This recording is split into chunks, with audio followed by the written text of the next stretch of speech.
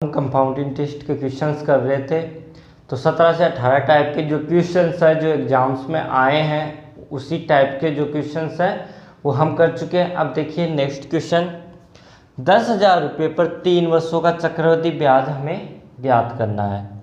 यदि ब्याज की दर पहले वर्ष 4%, दूसरे वर्ष 5% और तीसरे वर्ष 6% हो तो इस प्रकार के क्वेश्चन को सोल्व करने की बेसिक ट्रिक पहले ही बता चुका हूँ, फिर से देख लीजिए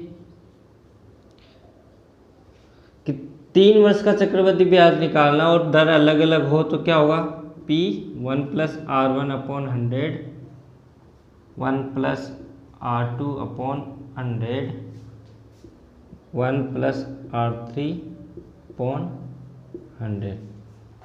ठीक है, P कितना है 10,000।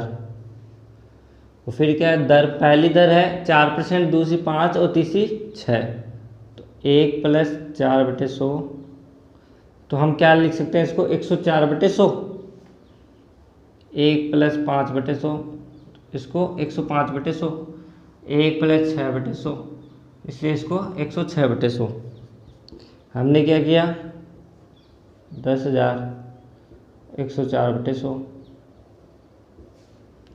105/100 106/100। 2 बिंदु से 2 बिंदु, ये 4 बिंदु कट गए। अब देखिए 21 पंजे 105, 20 पंजे 100।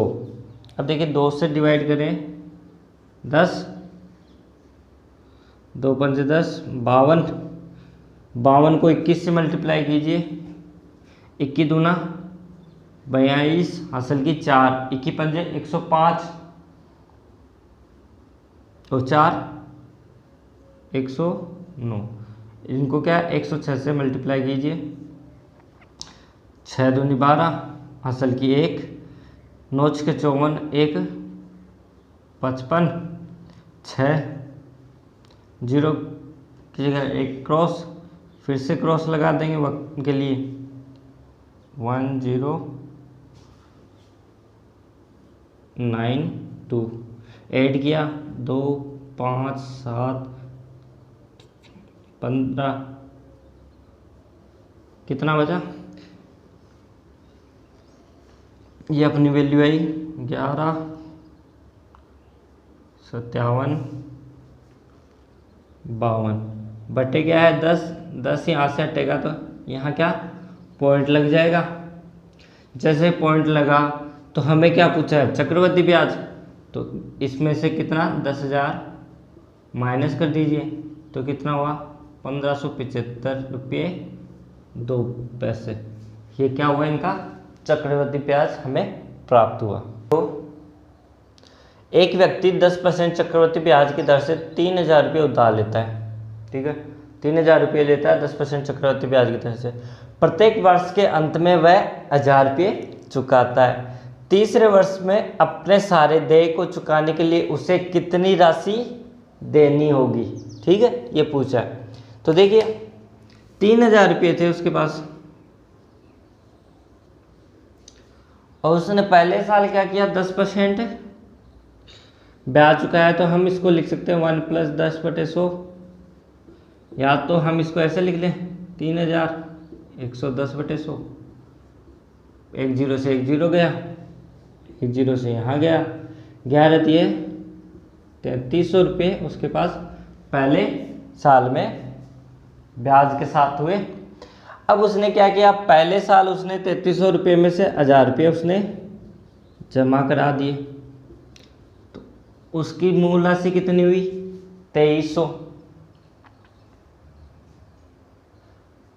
और फिर देखिए अगले ईयर 2,300 रुपये पर उसने ब्याज दिया 110, 10% का ही ब्याज दिया, गया 23 23 3 5 2,530 रुपये, 2,530 रुपये उसने चक्रवृद्धि ब्याज दिया अगले साल। फिर क्या किया उसने, फिर से 1,000 रुपये निकाल दिए। अब कितना बचा 1,530 30 रुपये। ये क्या हुआ, ये फर्स्ट ईयर था, ये क्या था, सेकंड ईयर। अब इसने पूछा कि थर्ड ईयर में उसने कितने पैसे दिए। ये लीजिए, थर्ड ईयर में पैसे कितने हैं, 1530 गुणा 11/10। हम लिख सकते हैं 10% को, क्योंकि एक बिंदु से एक बिंदु गई तो 11/10। ये लीजिए क्या हुआ, 153 मल्टीप्लाई करें, 153 3 8 6 1683। तो इसने क्या है 3 साल बाद में कितने रुपये चुकाए, 1683। तो आंसर क्या हुआ, 1683 रुपये। अब देखिए क्वेश्चन नंबर 3, गीता 20,000 रुपये 16% चक्रवृद्धि ब्याज की वार्षिक दर से एक निजी कंपनी में जमा करती है, ठीक है। जबकि मीरा गीता के बराबरी राशि पीएनबी लिमिटेड में 15% चक्रवृद्धि अर्धवार्षिक चक्रवृद्धि ब्याज की दर से 1.5 वर्षों के लिए जमा करते हैं। तो ज्ञात करें कि किसका ब्याज ज़्यादा है, ठीक है। तो ये पूछा है, तो इन्होंने क्या किया कि गीता बता रखा है, उसने क्या किया 20,000 रुपये जमा किए, कितना 16% चक्रवृद्धि ब्याज की दर से। कितने साल के लिए, 1.5 के लिए। फिर पूछा है कि दूसरा है मीरा, उसने भी क्या किया 20,000 रुपये राशि जमा की। अर्धवार्षिक चक्रवृद्धि ब्याज, अर्धवार्षिक चक्रवृद्धि ब्याज हो तो दर हमारी आधी हो जाएगी और समय दुगुना। तो 15% है तो उसकी दर 7.5/100 की पावर 3, 1.5 का दुगुना 3। अब ये पूछा है कि ज्ञात करें कि किसका ब्याज ज़्यादा है। हमें यहाँ निशान मालूम नहीं कि या तो ये ज़्यादा है या वो ज़्यादा है। सोल्व करते हैं, 20,000 से 20,000 कट गया,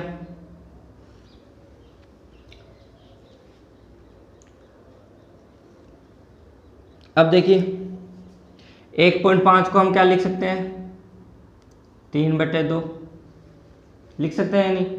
तो दोनों साइड 2/3 से मल्टीप्लाई कराएं अपन, तो क्या होगा 1 + 16/100। इधर हमें मालूम नहीं, ये तो कट चुका था। 1 + 7.5/100 इसका स्क्वायर को सोल्व करें। 1 + 2 गुणा 7.5 तो क्या हुआ 15/100 प्लस 7.5 गुणा 7.5/100 गुणा 100, यही हुआ। अब देखिए ये एक इस साइड में आया तो एक से एक कट गया, 1 + 16/100, एक से एक कट गया। ये 15 इस साइड में आया तो क्या होगा 16/100 माइनस 15/100। 7.5 को 7.5 से गुना करें तो 7 × 49, 7 × 8 = 56,